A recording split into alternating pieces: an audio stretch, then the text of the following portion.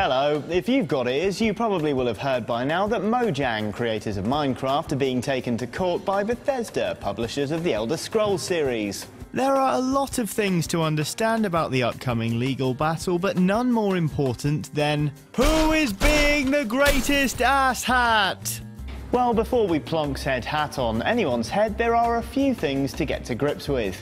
Playing the part of questioning internet people while making an ever-expanding sandwich which represents the legal fees of both parties will be Danny. Any questions? So, what's this all about then? Early on in 2011, Mojang filed a trademark application for Minecraft, their insanely popular indie game. While they were at it, they decided to file an application for their second game, the as-yet unreleased title currently referred to as Scrolls. Not long after that, Bethesda ZeniMax came a-calling, saying they were none too happy about the application and attempted to slap Mojang round the face with its existing franchise, The Elder Scrolls, claiming it conflicted with their existing trademark. Comically, Minecraft creator Notch attempted to nip it in the bud by suggesting they settle the matter with a Mojang vs Bethesda Quake 3 match. The internet laughed, but there was a stony silence from Bethesda. At this point, according to Notch, Mojang offered a compromise whereby they wouldn't stick any words before the word Scrolls, would subtitle any future iterations, and, crucially, would give up the trademark. Ah, that's nice. Problem solved then.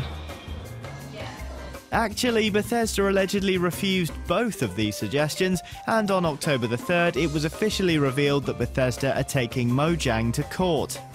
Ah, that doesn't seem very fair. Why are Bethesda being so mean? That's so mean!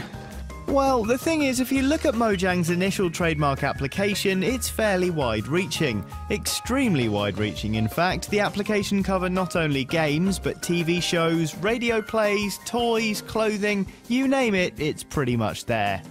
They should make a Scrolls-branded salad cream. I love salad cream. Sweet nectar of the egg. Bethesda's existing trademark for Elder Scrolls, comparatively, is pretty modest. In fact, the trademark covers fantasy games on disc. Fairly reasonable. So one can hardly blame Bethesda for having a thing or two to say about Mojang's attempted acquisition of a trademark for Scrolls. However, if Notch is telling the truth and Mojang offered to abandon that trademark, then the whole thing starts making about as much sense as this.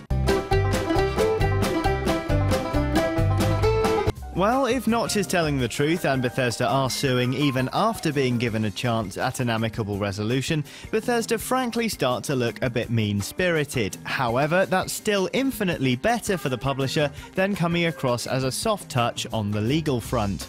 In all probability, Mojang isn't trying to move in on Bethesda's territory like some scrappy terrier pissing on their front lawn. However, if in some twisted future anybody starts actually saying the Elder Scrolls out loud, then another company tries to put out a game truly infringing on it, it'll help Bethesda's case massively if they can prove they've defended the brand in the past. So what, this is all just a set of legal precedent? Yes. Quite possibly. While in reality Mojang are about as threatening to Bethesda as this spoon, to be honest this lawsuit seems a bit more like a preemptive action against any future difficulties rather than any response to something rotten going on in the state of Denmark. Sweden. F off. Alright, so who's being the asshat then? Well, nobody really. I mean, Mojang are just trying to seem reasonable even if they are running their mouths a bit on Twitter, and Bethesda are just trying to cover their backs legally. Now eat the sandwich. What? Eat it.